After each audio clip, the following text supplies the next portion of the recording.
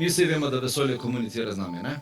Vemo, vesolje, ko ti frekvenčno neko misel sprožiš v svet okoli sebe, dobiš odziv nazaj. Misel je frekvenca, čustvo je frekvenca, vsako dejanje je frekvenca in vesolje se odziva.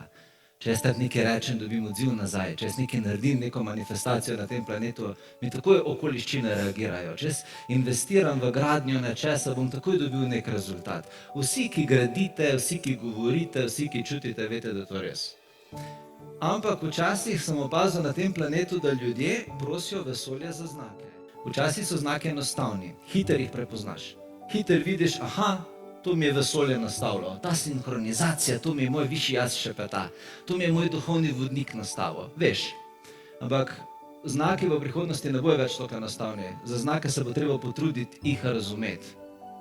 Ko vesolje nastavi znak, vedno hoče, da se ti potrudiš razumeti globlji smisel v ozadju znaka.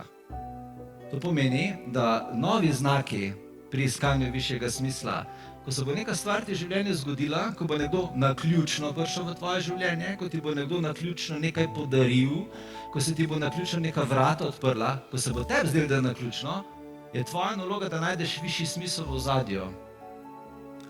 Včasih znaka ne bomo znali vedno takoj povezati z svojim vprašanjem in z svojo situacijo. Včasih se ti bo neka situacija zgodila in bo prišel znak vesolja in čutiš, da je to znak vesolja, ampak ne boš takoj vedela, kaj je smisel tega znaka. Tvoja naloga je, da se zakoplješ v iskanje tega smisla, postaneš pametnejši, pametnejša ob tem, ko iščeš smisel, ker to hoče vesolje narediti. Ena bomo takoj razumeli, ena bomo z zamikom razumeli. Ne rabite skrbeti, če takoj ne razumete, zakaj se vam je ptič zaletel v okno, ne? Zakaj ste dobili nek užaljen mail od nekoga, zakaj so vam kolo ukradli, zakaj vam je zdravnik nekaj rekel. Mogoče boste takoj razumeli, mogoče ne, samo ne obupati, ko dobite znak.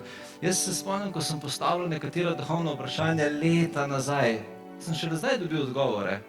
Jaz sem si vse, kar sem v vesolju zapisal, sem si zapisal na list papirja in vse sinhronizacije, ko so se mi zgodile, sem si zapisal, ampak pojma nisem včasih imel, kaj mi hoče sporočiti.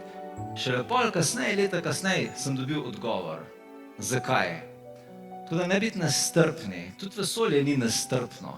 Si predstavljate, da bi bili vaši duhovni vodniki nestrpni z vami? Ne? Tako da, to je, bodite odprti za tisto, kar ni očitno.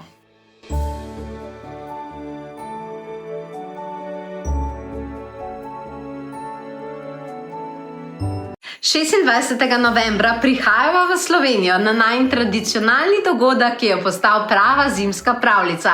In tokrat bo še močnejši.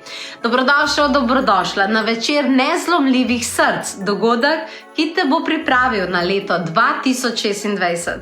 Ko boš vstopila v dvorano Smelta, se bo pred tabo odprla pravljična pokrajina in ambient, kjer lahko sprejmeš zelo močna sporočila. Skupaj bomo vstopili v leto enke, leto novih začetkov, jasnih vizij in notranjega vodstva, kar bo leto 2026. Da rečeš, začenjam zase.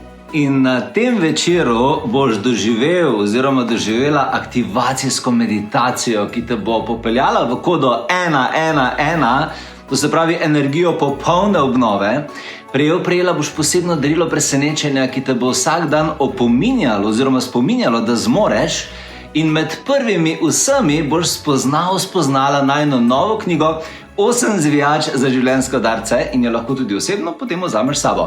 Spoznala bo še mojo novo knjigo Drzna samozavest in Kristine nove karte Angeli prerokbe. In seveda doživela čaroben večer presenečenj, nagrad, darilnih bonov, interaktivnih trenutkov, ki se jih nikoli ne pozabi in še in še.